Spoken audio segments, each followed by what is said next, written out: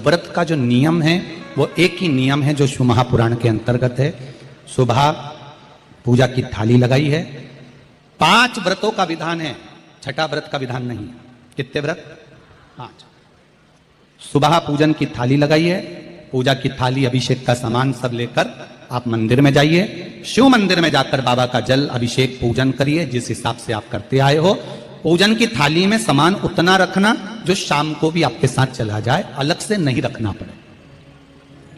अलग से केवल शाम को दिए रखो, जल रख लो थोड़ा सा, और बाकी का जो मिष्ठान आप तैयार करोगे बस वो, बाकी का चंदन नबीर गुलाल ये सब सुबह की थाली का रखिए, थोड़ा फल जो भी रख लो। सुबह पूजन करो बाबा का, निवेदन करो, घर आ जाओ, थाली को ढक कर रख दीजिए। शाम को जब जाओ कोई प्रसाद उतना ही बनाओ जितना भगवान के लिए बना रही हो। ये नहीं कि खीर ज्यादा बना ली तो आधी हम यहाँ ले जाएं और आधी घर के लिए छोड़ दें, नहीं, उतना ही बनाओ जितना भगवान के लिए जाएगा, जिसमें से 3 हिस्से होंगे। एक पात्र में भरकर ले जाओ, दोने ले जाओ, कटोरी ले जाओ, प्लेट ले जाओ, जो तुम्हारी मर्जी पड़े, कागज ले जाओ, जो तुम्हारा मन पड़े वो ले जाओ। 6 दिए लेकर जाओ, बाबा के मंदिर में जाकर पूजन अर्चना करो। शाम को अभिषेक नहीं करना है, केवल छींटा देना है। थोड़ा सा जल जो बचा हुआ है उसमें से थोड़ा थोड़ा छींटा देकर, जल का थोड़ा सा छींटा देकर पूजन आदि कर कर, जैसी पूजन सुबह करी वैसे ही भाव से पूजन करो। 5 दिए थाली में से नीचे रख दो, छठवा दिया भी नीचे उतार दो थाली में से। 5 दिए लगाना जब प्रसाद के 3 हिस्से पूरे कर दो, प्रसाद के 3 हिस्से रख दो नीचे, फिर दिए लगा दो 5। एक दिया उठाकर जिसको जलाया नहीं है वापिस अपनी थाली में रख दो। 5 दिए प्रज्वलित कर कर बाबा को निवेदन कर दो, बाबा आज मेरा पहला पशुपति व्रत है, इसको स्वीकार करना। दिल से बाबा इस कार्य के लिए मैंने करा है, इसको स्वीकार कर लेना। बहुत सुना बाबा पशुपति व्रत में कर रही हूं, मैं भी पूर्व में ना जाने कितनी योनियां ली होंगी, कौन सा मैंने बेकार कर्म करा होगा जो आज मुझे दुख भोगना पड़ रहा है। इस दुख को आप मिटा सकते हो क्योंकि आपका नाम पशुपति नाथ है। आप इसको मिटाइए, विनय करो, बाबा से विनती करो। एक दिया, एक प्रसाद का हिस्सा थाली में लेकर आ जाओ, बाबा को निवेदन कर कर, बाकी का वहां छोड़कर एक दिया, एक प्रसाद का हिस्सा लेकर आ जाइए। एक दिया, एक प्रसाद का हिस्सा लाए, घर के अंदर प्रवेश करते समय सीधे हाथ की ओर बैठकर, अपने घर की ओर मुख कर कर सीधे हाथ की ओर उस दिए को घर के बाहर प्रज्वलित कर दो। भगवान से विनती करो, भोलेनाथ आप मेरे घर में प्रवेश कर कर मेरा कार्य सिद्ध करें। बाबा को निवेदन कर कर अंदर जाइए। भोजन करने से पहले जो मीठा है, एक हिस्सा प्रसाद का है, उसको खा लीजिए। उस हिस्से में से किसी को नहीं देना, चाहे घर में बच्चे हों चाहे बड़े हों। उस प्रसाद का हिस्सा केवल तुमको खाना। पहले प्रसाद खाइए, उसके बाद में फिर भोजन करिए। एक समय फलाहार कर सकते हो, दूसरे समय भोजन कर सकते हो। इसमें जरूरी नहीं कि आपको मीठा ही खाना है। शाम का जो प्रसाद बनेगा वो मीठे का ही भोग लगेगा। सुबेरे आप आराम से नमकीन का भी फलाहार कर सकते हो, मीठे का भी फलाहार कर सकते हो। फलाहार के लिए कोई मना नहीं है, फलाहार आप कैसा भी कर सकते हो। पर भोजन जब करोगे, अन्न जब खाओगे, जब पहले भगवान का प्रसाद खा लो। 4 पशुपति व्रत पूर्ण हो, बीच में अगर कहीं रजस्वला धर्म आ गया, आपको पूजन नहीं करना है, घर में कोई सूतक सावड़ आ गया, या कोई व्रत फंस गया, एकादशी आ गई, या कोई व्रत आ गया, तीज आ गई, चतुर्थी आ गई, जिसका व्रत करते हुए आए हो, तो पशुपति व्रत उस दिन मत करो, फिर अगले सोमवार कर लेना। 3 हो गए, एक रह गया बीच का, उसको अगले में करो, वो चौथे में गिनती में आ जाएगा। 5वां छूट गया, कोई बात नहीं, 1 महीने बाद तो होगा, 8 दिन बाद तो होगा, 15 दिन बाद तो होगा, फिर उसको गिन लो, 5वां हो जाएगा। महाराज ऐसे 5वां व्रत जब आए, 5वें व्रत के दिन शाम को जब पूजन करने जाओ, एक श्रीफल, कुछ रुपए, 11 रुपए आदि जो भी है, नारियल पर रखकर बाबा को विनय कर कर, बाबा आज मेरा पशुपति व्रत पूर्ण हो रहा है, आपकी कृपा हो, मेरी झोली भरना बाबा, विनती करो। और वो श्रीफल रुपया रखकर 5 दिए लगाकर, एक दिया वापिस लेकर, एक हिस्सा प्रसाद का लाकर देहली पर अपने वही दिया लगाकर अंदर प्रवेश कर कर भोजन ग्रहण करो। बाबा को निवेदन कर लो। पशुपति व्रत का कोई उद्यापन नहीं है, पशुपति व्रत का एक ही उद्यापन है, जो श्रीफल और 11 रुपए आपने मंदिर में रखे हैं, वो उद्यापन के भाव से रखे हैं, भगवान को नमन कर कर रखे हैं। ये पशुपति व्रत। अब दुनिया के लोग इसको पशुपति व्रत को कहीं इतनी बत्ती लगा दो, तो इतनी बत्ती का दिया लगाओ, तो ऐसा करो, तो गलत। उसका नियम जो है वो एक ही, उस नियम के अलावा कोई नहीं। आप प्रेम से करो, स्नेह से करो, उसको दिल से विचारो, मन से विचारो। शंभो शरणे पड़ी, मांगू घड़ी रे घड़ी, दुख काटो दया करी निदर्शन। आप दिल से उसका स्मरण, ये पशुपति व्रत है। एक व्रत करने के बाद अगला जब व्रत करो तो थोड़ा रुक कर करना, एक साथ लगे लगाए व्रत ना करिएगा, थोड़ा रुक कर करिए, इंतजार करो 3 महीने का कि बाबा मेरी ऊपर कृपा जरूर करेगा। दिल से करा है तो वो दिल से देगा, झोली भर कर देगा, ये निश्चित है, उसका व्रत फल देता है। करना जरूरी नहीं है कि व्रत माताएं करेंगी, पुरुष कर सकता है, बच्चे कर सकते हैं, बूढ़े कर सकते हैं, बड़े कर सकते हैं, बेटा बेटी कर सकते हैं, नवयुवक बच्चे कर सकते हैं, पर दिल से करो उस पशुपति व्रत। कोई आपका दूसरा व्रत फंस गया है तो पशुपति व्रत को छोड़ दो। उस दिन आपका जो व्रत है, एकादशी हो, चतुर्थी हो, तीज हो, छठ हो, उसको कर लो। नवरात्रे फंस गए, नवरात्रे कर लो, उसके बाद कर लेना पशुपति। जितने व्रत रह जाए उस व्रत को बाद में। महाराज शिव कृपा, व्रत एक ही मंदिर में करना, जिस मंदिर में पहला व्रत करा है उसी मंदिर में 5 व्रत करना। ये नहीं कि हम मायके में 2 व्रत करके आ गए और तीसरा व्रत हमने ससुराल में कर लिया। नहीं, 2 व्रत करके मायके से आ गई हो तो 3 व्रत भी मायके जाके ही करना। अगली बार ऐसे जाना कि सोमवार बीच में फंस जाए और तुम 1 व्रत करके आ जाओ। मायके में अगर व्रत कर रही हो तो अपनी पूजन का सामान अपने ही रुपए का होना चाहिए, मायके के पैसे का नहीं चाहिए। कुंवारी होती और तुम मायके के सामान से पूजन करती, अगर कुंवारी होती तो तुम्हारा वो पूजन लगता, पर विवाह होने के बाद, गोत्र बदलने के बाद आप अपना पूजन का धन अपना खर्च करें। हम तो यहां तक कहते हैं, मंदिर में भी अगर लोटा भरा हुआ रखा है, मंदिर में बाल्टी भरी रखी है, आप पहले अपना कुछ रुपया दान पेटी में डालकर फिर आप उस लोटे का प्रयोग करें। पीपल के पेड़ के नीचे पूजन करने गए, आंवले के पेड़ के नीचे पूजन करने गए, बड़ के पेड़ के नीचे पूजन करने गए, किसी की लगी लगाई थाली मिल गई, सामान मिल गया, उसके सामान में से आप मत चढ़ाइए। आपके पास जो सामग्री है आप उससे पूजन करें। अपने पड़ोसी से 1 रुपया भी मांगकर भगवान को मत दीजिए।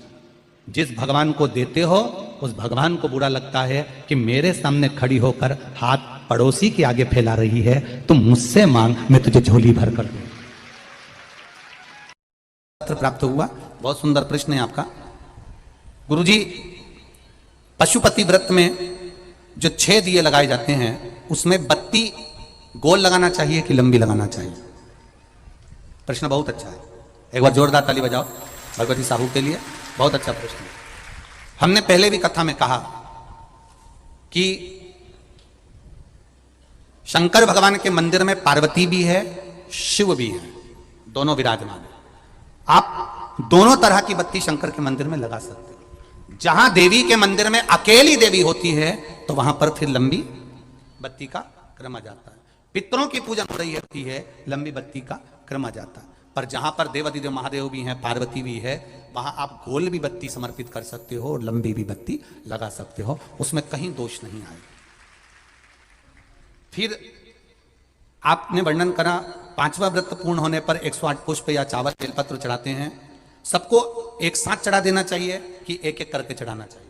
वैसे शास्त्र रीति के अनुसार पशुपति व्रत में जो 5वां सोमवार पूर्ण होगा और आप 108 अगर कोई वस्तु चढ़ा रहे हो तो एक एक कर श्री शिवाय नमस्तुभ्यम, श्री शिवाय नमस्तुभ्यम, एक एक कर चढ़ाना चाहिए। एक साथ हाथ में लिया और एक साथ नहीं चढ़ाना, एक एक कर समर्पित। बहुत अच्छा प्रश्न है। एक प्रश्न जो आपने किया था उसका उत्तर इस कथा में चल रहा है, नंदी वाला। जो प्रश्न आपने तीसरा करा है उसका उत्तर इस कथा में चल रहा है कि आप कहते हो कि मंदिर से जाते समय नंदी के कानों में कहकर चले जाओ। बैठिए बैठिए बैठिए बैठिए। बहुत सुंदर प्रश्न है आपके, बहुत भाव से और आनंद से आपने करा और जनमानस के कल्याण के प्रश्न है। ये केवल आपके लिए नहीं है, ये सबके लिए इतने जोरदार प्रश्न है। जो गलती भी करते होंगे तो उसको सुधार सकते। आपने कहा कि नंदी के कानों में कहना चाहिए। लोग हंसते हैं, कहते हैं बताओ वो नंदी के कानों में भगवान को कहना चाहिए। वैसे तो हम आपको एक बात बताते हैं कि दुनिया के लोग किसी दूसरे धर्म की कभी हंसी नहीं उड़ाते। दुनिया के लोगों को दूसरे का धर्म अच्छा लगता है। दुनिया के लोग सबसे ज्यादा हंसी उड़ाते हैं तो हमारे सनातन धर्म की ही उड़ाते हैं, और जी खुद उड़ाते हैं, दूसरा उड़ाने वाला नहीं होता। दूर के ढोल हमें समझ में आते हैं, उसका धर्म हमें समझ में आ गया, उनका क्या है, ऐसा है, आओ कुछ नहीं, उनके धर्म में ऐसा है, कितना आनंद हमें दूसरे के धर्म में लग रहा है, और हमारा सनातन धर्म हमको बुरा लगता है, हमारे सनातन धर्म हमें बुरा लगने लगा। अरे भाई, लोग कहते हैं कि नंदी के कान में कहते हो, ये कोई हमारे पुराणों में या शास्त्रों में लिखा है? भगवती बहन साहू, आपको धन्यवाद देना चाहूंगा और एक बात कहना चाहूंगा, जितनी भी शिव महापुराण के अंतर्गत चाहे उपाय जो बताए जाते हैं कि बेलपत्री ऐसे चढ़ाना, काली मिर्च ऐसे चढ़ाना, चावल ऐसे चढ़ाना, धतूरा का क्या महत्व है, शमी के पत्ते का क्या महत्व है, बेलपत्री के पत्ते का क्या महत्व है, ये जितनी भी बातें बताई जाती हैं ये सब पुराण के अंतर्गत से बताई जाती है। अब दुनिया के लोग इसको चाहे टोटका कह दें, चाहे दुनिया के लोग इसे टोना कह दें, पर पुराण से हटकर कुछ नहीं। और आप लोगों को अगर बोला है कि नंदी के कान में कहकर भगवान शंकर के मन में बात पहुंचे, तो ये क्यों कहा, तो ये भी हमारी शिव महापुराण में लिखा है, जलंधर के चरित्र में। कोई आपसे कहे कि नंदी के कान में बोलने से क्या होता है, ये जलंधर का चरित्र कह रहा है। मां पार्वती जी का हस्त कमल पकड़कर जलंधर लेकर जाने लगा, वृंदा का पति लेकर जा रहा।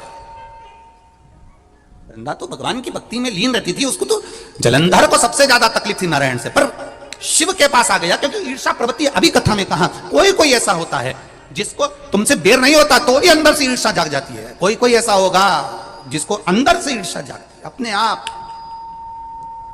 अपने आप अंदर से ईर्षा जागती है, उसका कोई बेर नहीं, और ईर्षा जाग गई, भीतर से ईर्षा जाग गई। ना आप उससे मिले हो, ना कभी वो आप उसके सामने बैठे हो। कई लोग किसी ना किसी की बुराई करते हैं तो हम लोग पूछ भी लेते हैं, क्यों साहब उनसे मिलकर आए हो क्या तुम? कभी नहीं मिल किया, कभी उनका सामना हुआ नहीं हुआ, तो फिर बुराई क्यों कर रहा? एक ने कर दी थी इसलिए हमारे ध्यान में था तो हमने भी कर दी। लो, वो कुआं में डूब के मरेगा तो तू भी मरेगा का? नहीं। नंदी सामने बैठा है, गणेश जी को मालूम पड़ गया, कार्तिकेय को मालूम पड़ गया, मां पार्वती जी का हस्त कमल जलंधर ने पकड़ लिया और लेकर चला, मालूम पड़ गया, तब नहीं रहा गया। गणेश जी को क्रोध आ गया और गणेश जी महाराज आए, शिव जी को जगाने लगे, पिताजी पिताजी पिताजी कर कर जगाया, उठो पिताजी, पिताजी उठिए, पिताजी जागिए, पिता को जगा रहे हैं। भगवान शंकर नहीं उठे, तप में लीन थे।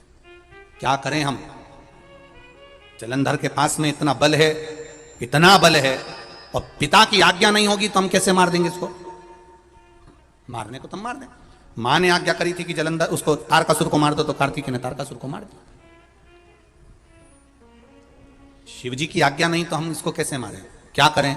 सब कुछ गणेश जी ने देख लिया, शंकर जी के ऊपर बहुत बहुत बहुत बहुत प्रार्थना कर कर देख ली, पर शंकर जी नहीं जागे। तब आखिरी में विनायक ने, गणेश ने, जितने लोग आस्था चैनल पर कथा सुन रहे हैं, जितने लोग फेसबुक यूट्यूब पर कथा सुन रहे हैं, इस बात को याद रखना कि नंदी के कान में कहने से क्या होता है, वो ये इस कथा से सीख लेना। आखिरी में गणेश जी को लगा, किसको कहूं, शंकर जी भी तप में हैं, नंदी भी तप में है, मैं किसको कहूं?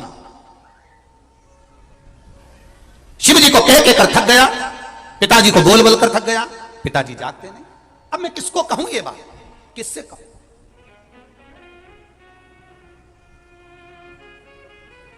विनायक गए सीधे अब नंदी के पास में। नंदी भी तप में लीन थे, शंकर जी की ओर मुख था, शंकर जी की ओर मुख था। गए और जाकर तुरंत विनायक ने नंदी के कानों में जाकर कहा, नंदीश्वर, मैया का हाथ पकड़कर जलंधर लेकर जा रहा है, पिताजी तप में लीन है, कृपा करिए ना। बस केवल नंदी के कान में कहा, गणेश जी दूर हट गए। नंदी के कान में कहा, शंकर जी के नेत्र खुल गए, शिव जी के नेत्र खुले।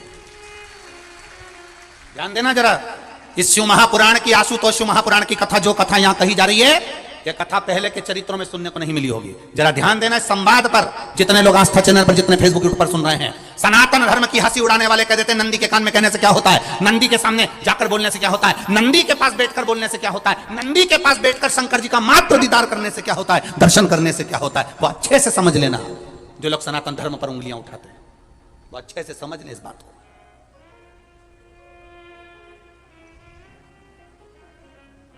क्या होता है, नंदी तप में लीन, शिवजी तप में लीन, शिव नहीं उठ रहे, विनायक ने नंदी के कानों में जाकर कर दिया, नंदी के कान में जाकर कहा, नंदी के नेत्र नहीं खुले, नेत्र किसके खुले, जम के बोलो, महादेव के खुले, शिव जी के खुले।